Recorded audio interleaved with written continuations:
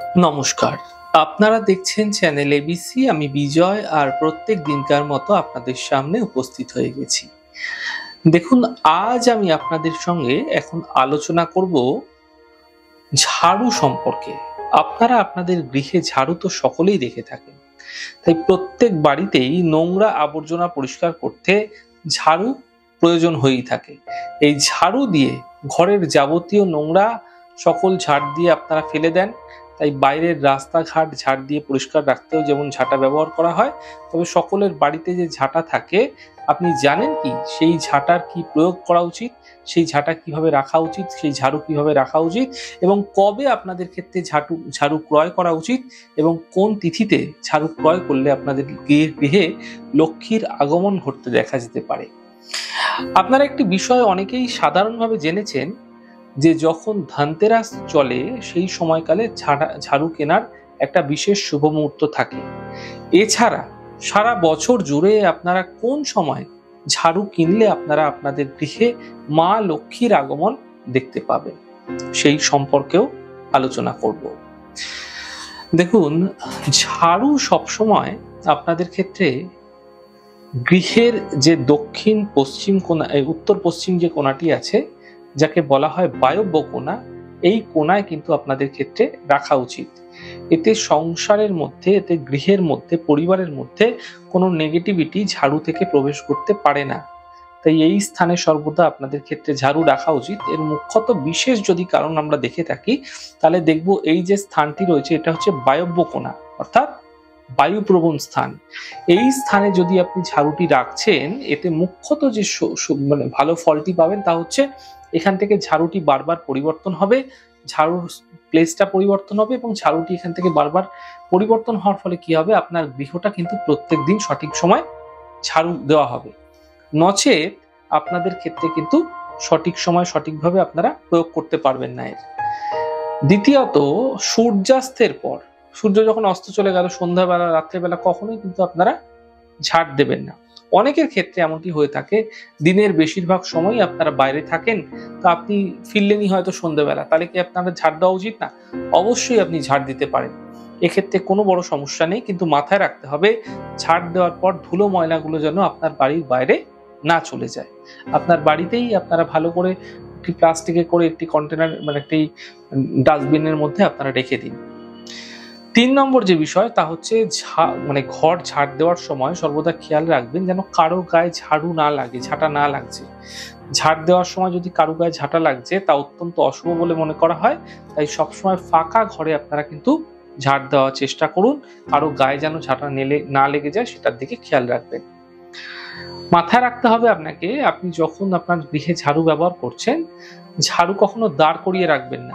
অনেকেই এমন আছেন, তারা কিন্তু ঝাড়ু দাঁড় করিয়ে রেখে দেন, ঝাড়ু দাঁড় করিয়ে রাখতে নেই। দেখুন, ঝাড়ুকে সর্বদা শুইয়ে রাখবেন। আমরা সাধারণত কি বলি, ঝাড়ুর মধ্যে কি কার বাস থাকে? আপনারা কি জানেন? মা লক্ষ্মী। মা লক্ষ্মীকে যদি আমরা দাঁড় করানো অবস্থায় দেখি, তাহলে কি হয়? মা চঞ্চলা হয়ে যায়। সেই কারণে সাধারণভাবে আমরা যদি দেখি, তাহলে কিন্তু আমাদের ক্ষেত্রে শুইয়ে রাখা উচিত। বাড়িতে কোনো সদস্য যদি শুভ কাজে যাচ্ছে, কোনো চাকরির ইন্টারভিউ দিতে যাচ্ছে, কোনো বিশেষ কাজে যাচ্ছে, সেই সময় কিন্তু যখন তিনি বেরিয়ে গেল, শতে শতে কিন্তু কখনো ঝাড় দেবেন না। এতে কিন্তু শুভ কাজে ব্যাঘাত ঘটতে পারে। কিছু সময় অপেক্ষা করুন, ১-২ ঘন্টা অপেক্ষা করুন, তারপরে ঝাড় দিন। এগুলো কিন্তু মাথায় রাখতে হবে আপনাকে। কিছু শুভ প্রভাব কিন্তু এগুলোর যে শুভ প্রভাব তা কিন্তু আমাদের জীবনে অবশ্যই পড়ে। আপনাদের কিন্তু এগুলো খেয়াল রাখতে হবে। দেখুন, ঘরের জন্য সবসময় মাথায় রাখতে হবে, শনিবার দিন ঝাড়ু কেনা অত্যন্ত শুভ। কিন্তু এক্ষেত্রে বলে রাখি, সেই শনিবারটি যেন কৃষ্ণপক্ষের শনিবার হয়, সেটাও মাথায় রাখতে হবে। সবথেকে শুভ হয় কৃষ্ণপক্ষের চতুর্দশী তিথিতে। যদি আপনারা ঝাড়ু কিনছেন, ঝাঁটা কিনছেন, তা শুভ হতে পারে। এবার দেখা যাচ্ছে কৃষ্ণপক্ষের চতুর্দশীর দিনটা শুক্রবার পড়েছে, বৃহস্পতিবার পড়েছে, আপনাদের কি ক্রয় করা উচিত? সেক্ষেত্রে আমি বলবো শনিবার দেখে ক্রয় করুন। সাধারণভাবে কৃষ্ণপক্ষে তা আপনাদের ক্ষেত্রে ভালো হবে। এছাড়া চতুর্দশী তিথি যদি বৃহস্পতিবার অথবা শুক্রবার বাদ দিয়ে যে কোনো বার পড়ছে, সেক্ষেত্রেও সেই দিনগুলোতেও কিন্তু ঝাড়ু ক্রয় করা যেতে পারে।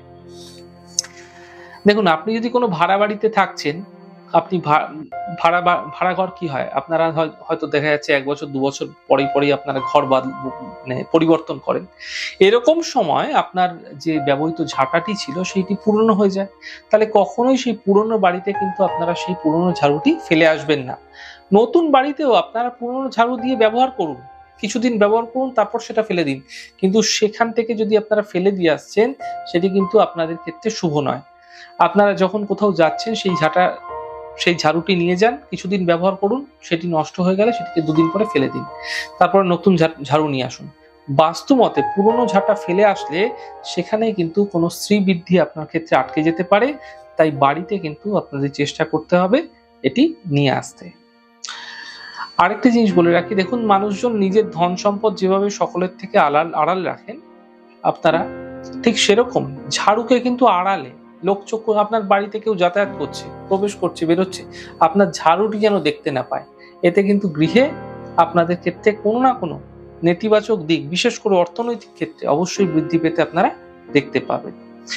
দেখুন ঝাড়ু দীর্ঘদিন ব্যবহারের ফলে অনেক সময় পুরনো হয়ে গেলে কখনোই তা কিন্তু পোড়ানো উচিত না। অনেকে কি করেন, দেখা যাচ্ছে ওই যখন আপনাদের ক্ষেত্রে যে সময় ন্যাড়া পোড়া হয়, ওই সময় অনেকে কিন্তু ওই ঝাড়ু পুড়িয়ে দেন। ভুলেও করবেন না। বা আপনাদের ক্ষেত্রে শীতকালীন সময়কালে হয়তো কেউ বাইরে নিয়ে গিয়ে পুড়িয়ে দিলেন, এমনটি করবেন না। এটি অত্যন্ত খারাপ। এর প্রভাব কিন্তু আপনার জীবনে পড়তে পারে এবং শুক্রের যে অশুভ প্রভাব তাও কিন্তু আপনার জীবনে পড়বে, এবং মা লক্ষ্মীর যে কৃপা সেটাও কিন্তু আপনাদের ক্ষেত্রে কোনোভাবেই পড়বে না। তাই মাথায় রাখবেন, কখনো কিন্তু ঝাড়ু পোড়াবেন না। এতে সংসারে অমঙ্গল এবং কোনো রকম ভাবে নেতিবাচক দিকগুলি উন্মোচিত হয়। এবার বলে রাখি, দেখুন মা লক্ষ্মীর প্রতিনিধি হিসাবে যেহেতু আমরা ঝাড়ুকে গৃহে নিয়ে আসি শুভ সময় দেখে, শুভ তিথি দেখে, সেরকম এই যে ব্যবহারগুলি বললাম, এই ব্যবহারগুলিও কিন্তু আপনাকে পালন করতে হবে। তাহলে কিন্তু মা লক্ষ্মীর যে কৃপা এই ঝাড়ুর মাধ্যম দিয়ে আপনার গৃহে কিন্তু মানে শুভ প্রভাব আপনার জীবনে বর্ষিত করবে। তাই শুভ ক্ষণে যখন আপনি জিনিসটাকে কিনে আনছেন, তার সাথে সাথে সেই ব্যবহারিক দিকগুলো আপনাকে ঠিক রাখতে হবে। তাহলেই কিন্তু আপনার ঝাঁটার যে শুভ প্রভাব তা আপনার জীবনে অবশ্যই বৃদ্ধি পাবে। তাহলে আজকে আলোচনা করলাম ঝাড়ু কোন সময় ক্রয় করা উচিত, কোন দিন ক্রয় করা উচিত, এবং ঝাড়ু আমাদের জীবনে কি প্রভাব ফেলতে পারে, মা লক্ষ্মীর শুভ প্রভাব কি আমাদের জীবনে ফেলতে পারে, তার সমস্ত কিছুই আলোচনা করেছি। আমাদের এই ছোট্ট ছোট্ট আলোচনাগুলি যদি আপনাদের ভালো লাগছে, সেক্ষেত্রে লাইক করতে, কমেন্ট করতে, সাবস্ক্রাইব এবং শেয়ার করতে বন্ধুদের সঙ্গে ভুলবেন না। অনেক ভালো, সুন্দর এবং সুস্থ থাকুন। আগামী পর্বে দেখা হবে।